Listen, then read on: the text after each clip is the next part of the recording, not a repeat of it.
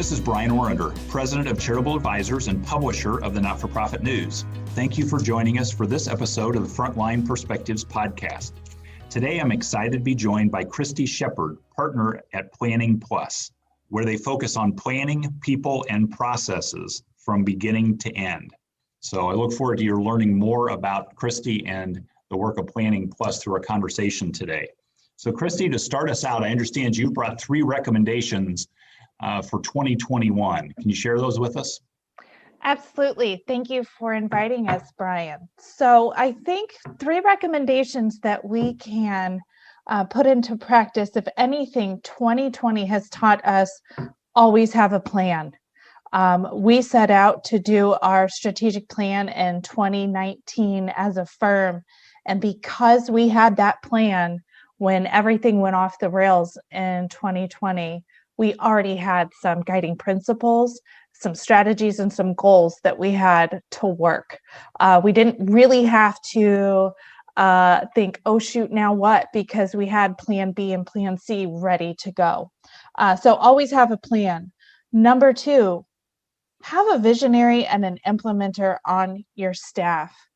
It's really key that we have folks that can see the big picture, that can really help drive towards thinking outside of the box, coming up with creative, unique solutions, figuring out how do we work ourselves out of this pandemic.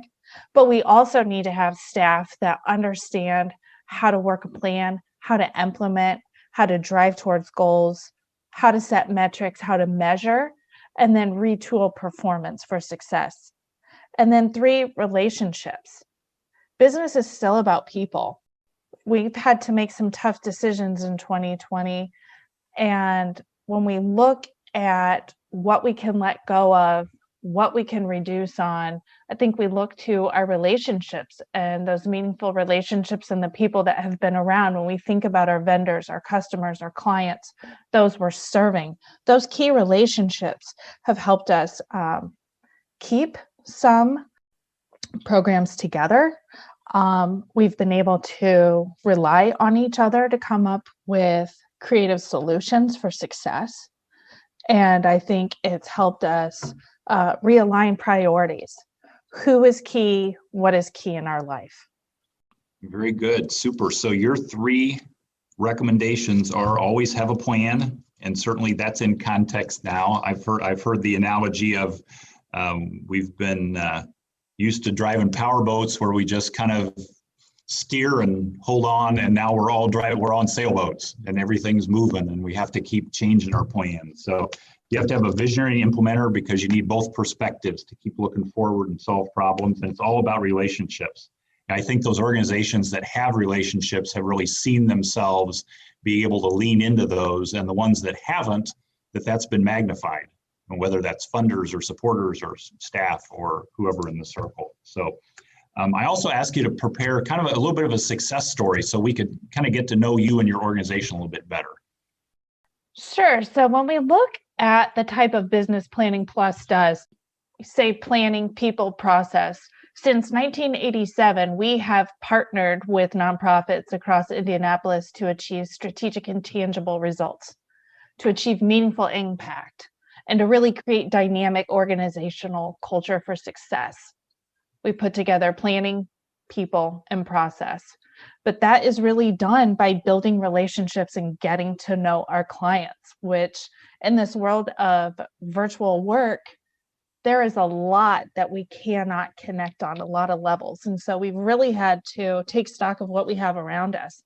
And because we had a plan and we knew where we were financially and what we could invest in and what we where we needed to cut back, we were able to divert some of our funds to spend in technology so that we could really cut across those barriers in meeting clients and still being able to access those new relationships. And so we had someone reach out to us in early summer that we hadn't worked with before, but they'd heard our name through Charitable Advisors. And so they wanted to see if maybe we could partner together and help them design their next strategic plan. So we took this brand new relationship that usually is cultivated in person and through coffees and lunches And we did it all through Zoom technology.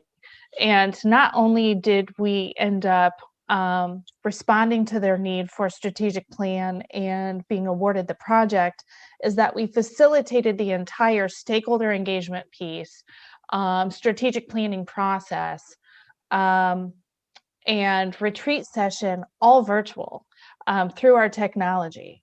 And so at the end of the day, at the end of our 3-month engagement with this client, we really felt extremely connected.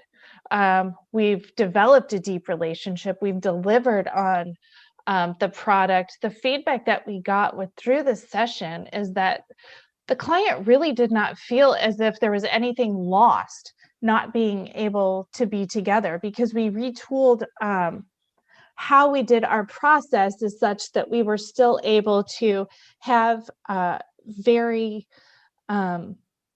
intentional and deep discussions about what are the critical issues really plaguing your organization, what are your barriers to success, and have a very focused environment through the technology we invested in.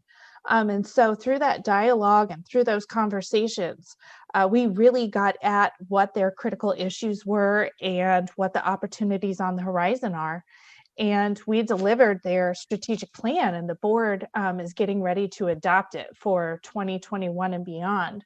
And in fact, we just embarked on a second engagement with this brand new client. So that really goes back to our 3 core recommendations for success: is have a plan so that when you have opportunities, you know what your responses can be. Have a visionary and an implementer, because we can think outside of the box, but we can also figure out the mechanics of it. We were able to deliver for our client, and our client was able to walk through this process with us. And then again, that relationship, while we are not able to be in that same space, we figured out unique ways to still engage with that client, to still learn more about them. What opportunities could we do through this virtual environment? And we would have to say that it was a success, not only for us, but we think for our client, as they're not missing a beat on what they're still able to do for the community.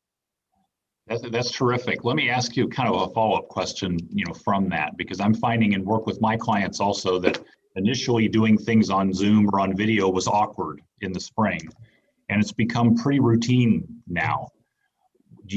How do you see that kind of moving forward? Right, there's that convenience factor now that I'm finding in search committee meetings, or kind of where people are kind of saying, hey, well, if I don't have to get in my car and drive to this meeting and drive back and do what's this, when we come out of this, are we still going to be doing some of these things maybe on Zoom, or do you see us going back to all in person, or how do you see it evolving?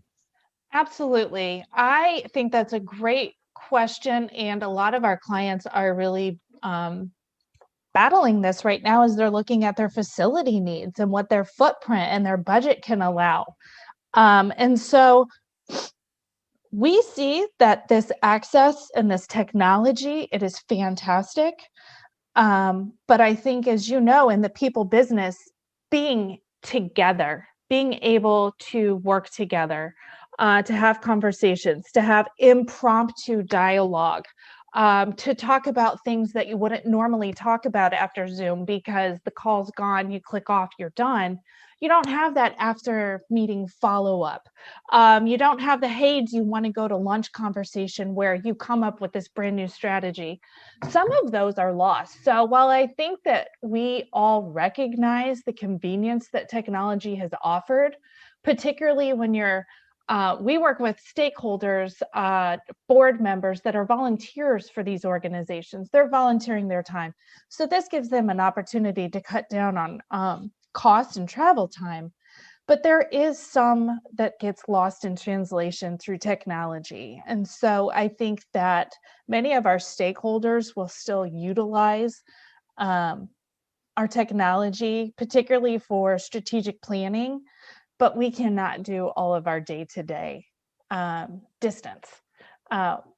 Nonprofits in the human sector, we serve people, and we can't always do that at arm's length. And many of our clients are considered essential business, and they are open and they are working and they are serving people. And so as long as they are in the business of serving people, we will show up and serve them however we need. So as we say, we partner with our clients. We've come up with these opportunities to still be together with the gift of technology that we have. But as soon as we can be in a room with them, buy them a cup of coffee and hear some of their great success stories in person, see where they're working, meet their clients, that's where we'd really love to be. Thank you so much, Christy. So we've had Christy Shepard, partner with PlanningPlus, with us today, and thank you so much for your insights. It's been a pleasure to have you.